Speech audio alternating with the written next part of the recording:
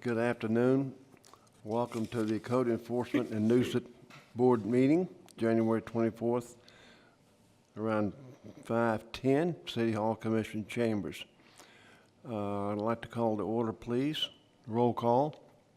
Deere. Yes. Simpson. Yes. Dearbone. Wilder. Yes. Thomas. Yes. All right, thank you. Let's swear in the staff, please. Swear to tell the truth, the whole truth, and nothing but the truth, so help you God. Thank you. First order of business will be the minutes from November 22nd. Presume they've all been reviewed by the board, or any changes or corrections to them. Accept the, make a motion to accept them as presented. Thank you. Second? Jack Deere. Deere. Yes. Simpson. Yes. Wilder. Yes. Thomas. Yes. All righty. Mr. Chairman, I'd ask that the closed session go to the end of the agenda tonight if we can. And we'll need to go in closed session to discuss pending litigation, which is one of the appeals. Well, actually, 2 appeals we have, and then some procedural matters that would fall under pending litigation. Thank you. Okay, here in the agenda and the appeals, there's no issues pertaining to parking citation.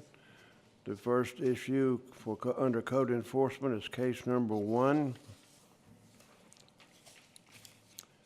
Case 2016-8085, citation 2016-7126, 1412 Cove Court.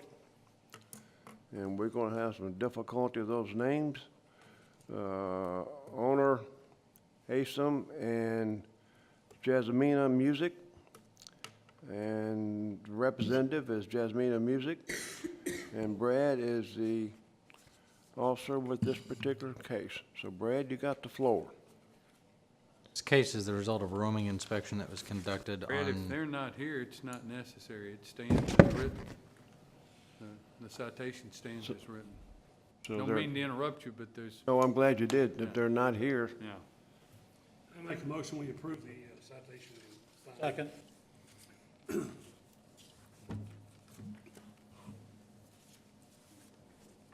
That's staff motion 1. Okay, I'm sorry. That was Wilder and who? Okay. Deere. Yes. Simpson. Yes. Wilder. Yes. Thomas. Thank you. Thank you, Counselor. Case number 2, case 2016-7669, citation 2016-6456, 1524 Audubon Drive, owner D&L Investments, respondent Don Minton. Brad, your case, and Mr. Minton's present, so we'll proceed right on along. this case is the result of a tenant complaint I received on November 1st, 2016. During that inspection, I observed the bathroom sink was clogged and or otherwise not in working condition. The toilet was clogged and not in working condition, and there was water and sewage on the bathroom floor. There's an exposed sewer drain line and an opened exposed plumbing clean-out line in the backyard, and there were no faceplates on most or all electrical receptacles and switches within the house. I sent a notice of violation to the PVA listed owner and address on that date with a compliance reinspection date of the 29th of November. Additionally, due to the emergency plumbing conditions and health issues, I contacted Mr. Minton and advised him of the needed emergency repairs. Mr. Minton called me back on the following day, November 2nd, and stated that he had a plumber respond to snake out the toilet and was working on fixing the sink. There was no contact from between that time and the 5th of December, which is when I re-inspected the property. At that time, I found that it was still in violation. The toilet did flush, however, the tenant stated it was still leaking either water or sewage from around the base of the toilet when it was flushed, which I witnessed while I was there inspecting. There was a cap on the clean-out line, but the main sewage drain from the house was still exposed in the backyard. There were no covers on the switches or receptacles throughout the house. Also, while checking the sewer drain at the back of the house, I observed that there was a area of exposed wood and drywall where there appeared to have been a window in the past, and was just nothing but drywall and wood that was exposed on the back of the house. The pictures you see in front of you there, one of which is the toilet, which did flush. However, as you may be able to tell from the pictures, the floor of the bathroom was still full of water and/or sewage from every time the toilet was flushed. The picture on the right is the open sewer line, where obviously when any of the plumbing was used in the house, you could see sewage coming through that line that was just exposed to the open air. This is a sampling of the many outlets and switches throughout the house that did not have any covers or switch plates on them. And this is the area of wood and drywall that was exposed on the back of the house with no protective treatment on it. On that date, due to the ongoing health hazards of the plumbing conditions and the fact that the property owner is a listed repeat offender, a citation was issued on that day. Was sent by first class and certified mail to the PVA listed owner and address, also posted on the property. There was a follow-up inspection date of December 15th listed on the citation. That has been postponed due to the filed appeal by Mr. Minton. Mr. Minton and I talked a few times over the next couple weeks in December, during which he had a plumber come to the house to take care of the remaining issues in the bathroom. He, on the 22nd of December, had all the switch covers, face plates repaired within the house or replaced within the house, except for one. The plumbing was in good working order by that day, and the sewer main had been covered. However, the open area on the back of the house was still exposed. On the 28th of December, you'll see there on the picture that Mr. Minton had added insulation in that area and then put a piece of plywood over. And in order to close the case, there had to be some sort of protective treatment over that plywood.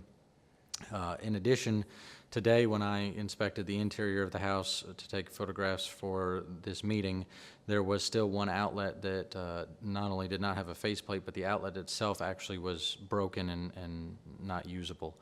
However, the area of wood on the back of the house, Mr. Minton, as of today, had repaired, and as of the meeting tonight, I can verify that that outlet has been replaced and repaired. So, as of today, 84 days into the case, the case has been closed as of just a couple hours ago.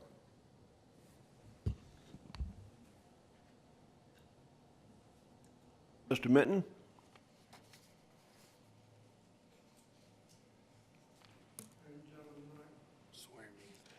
Please raise your hand. You swear to tell the truth, the whole truth, and nothing but the truth, so help you God? I do.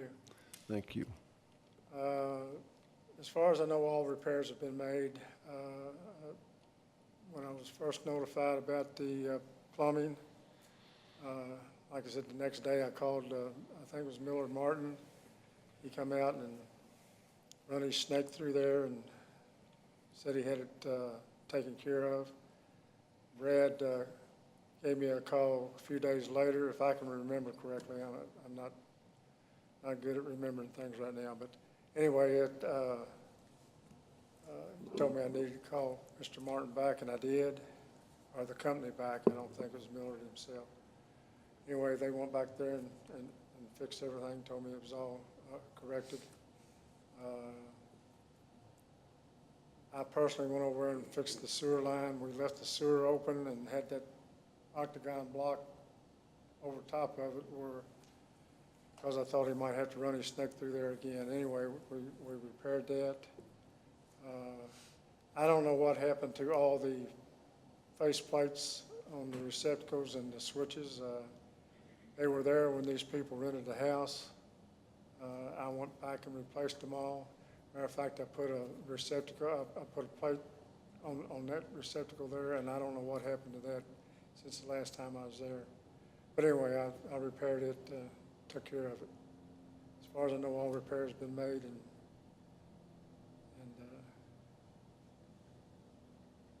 I had to rely on somebody else to do the plumbing and such. This house is occupied? Yes. by the same party? Yes, sir. Yes, sir. They, well, there's more people in the house than supposed to be in the house. They've got quite a few people in there. But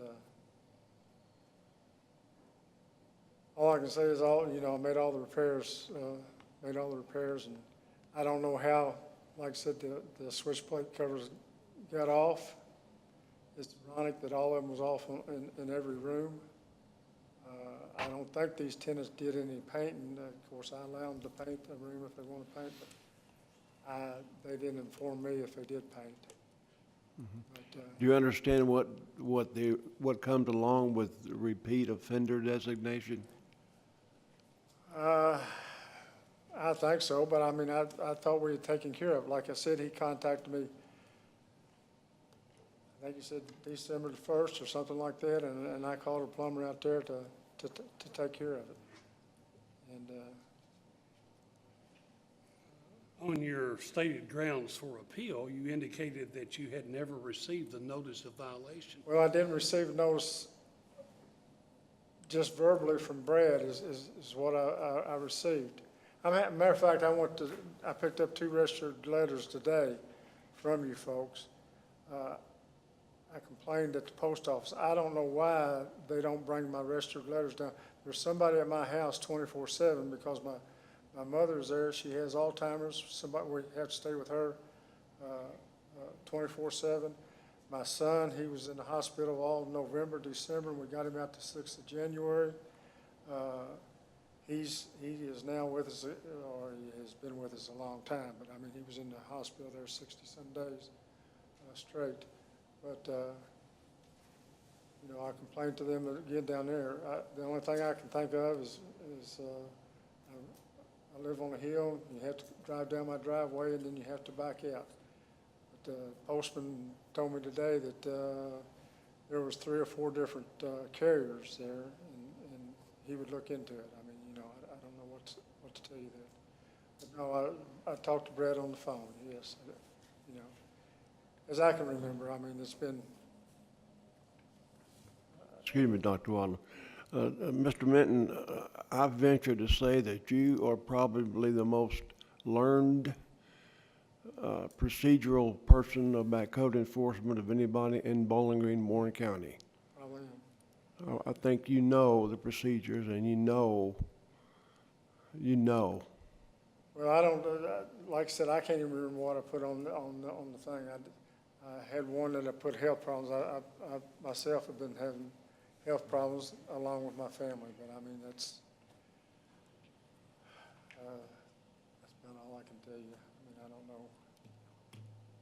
I try to repair whatever y'all need to repair. I've been trying to find somebody, and hopefully, and I'm going to knock on wood, that I found somebody yesterday.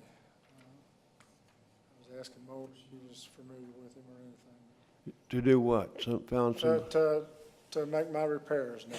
See, I had 2 people that were doing my repairs.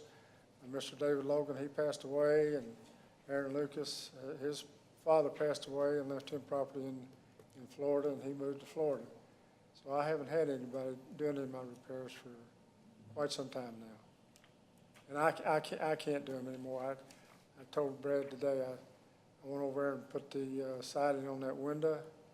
I had put the plywood on it earlier. Then I put the vinyl on it today, and I put that plug in, and I'm just completely wore out. I'd like to make a motion, Mr. Chair. I'd like to make a motion that we uphold the citation and fine in the amount of $1,203.77. Deere, Thomas. Deere, Yes. Simpson, Yes, Wilder, Yes. Thomas. thank you. Is that all you need? Yes, sir. Mr. Minton, I have a comment to make, all right?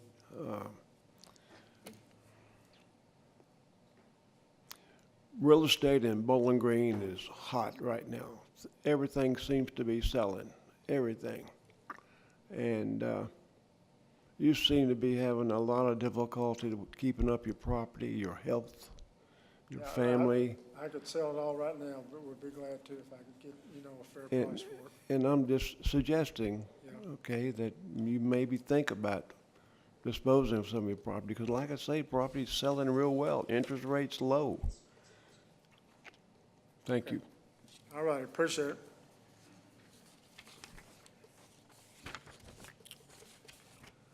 All right, case number 3. 2016-5758, citation 2016-5289, Zero Thames Valley Way, owner Charles E. English. And Mo, of course, he's not here. Yeah, let me tell you what's happened, Mr. Chairman. Mr. English, at our last meeting, got our findings of fact. It was clear to me in our findings of fact that we were not going to take any action till tonight. And that's exactly what the findings of fact said. At the same time, he received in the mail a fine from the city. And he called me on multiple occasions and said, why did I get a fine? I thought this is what happened. And I agreed with him because we agreed to table it to see who owned the fence. That was the dispute. He has appealed the findings of fact and the fine. So right now, the district court has jurisdiction of this matter, and we really can't hear it tonight. But I do think I've discovered what the problem is. The problem is there was a citation before this one in which he did get a fine, which generated the letter from the city saying he owned the fine. So he got that almost simultaneously with our findings of fact. I can understand the confusion. Sure. I've been talking with him about it. Actually, we had an opportunity to meet with the code enforcement representatives and Tabitha and Gene Harmon, some others this week, and we were talking about, well, maybe a solution to this is we would propose that the land be surveyed. Whoever the surveyor says the fence belongs to is responsible for maintaining the fence and also the cost of the survey. I made that proposal to him, so that was a solution. He indicated to me that he's trying to work out something through Greenways and through Mike Simpson. Mike Simpson is the owner of Chandler Management that manages a lot of apartments and real estate holdings and apparently handles Mr. English's. And he told me they were handling it with Greenways. I don't think that's been accomplished yet, but that may be another solution that I hear. But at this point, till I get the appeal undone, which I'll have done by the next meeting, we can't hear it tonight, so we'll just need to move on from that, okay? Just I think forget, the only thing you have left now is the consent agenda. You don't need to take any action right now. board have any problem with that? All righty. We don't have a case for. We have the consent agenda from November 13th to December 31st, totaling $6,388.10. And we're going to consider that all one motion. Appropriate, Your Honor. Make a motion to accept it as presented. Second? Thomas, Deere. Yes. Simpson. Yes. Wilder. Yes. Thomas. Yes. All righty, thank you. Mr. Chairman, as I mentioned earlier, I would like the board to grant a motion that we go into closed session to discuss pending litigation, which is 2 appeals and another procedural matter. But also like to ask that the staff say, because there's some things that they need to explain to us, and also so the city attorney is present so we can all talk about this procedural issue. You have an officer. Yes, I am going to tell him he can go. Thank you for this evening.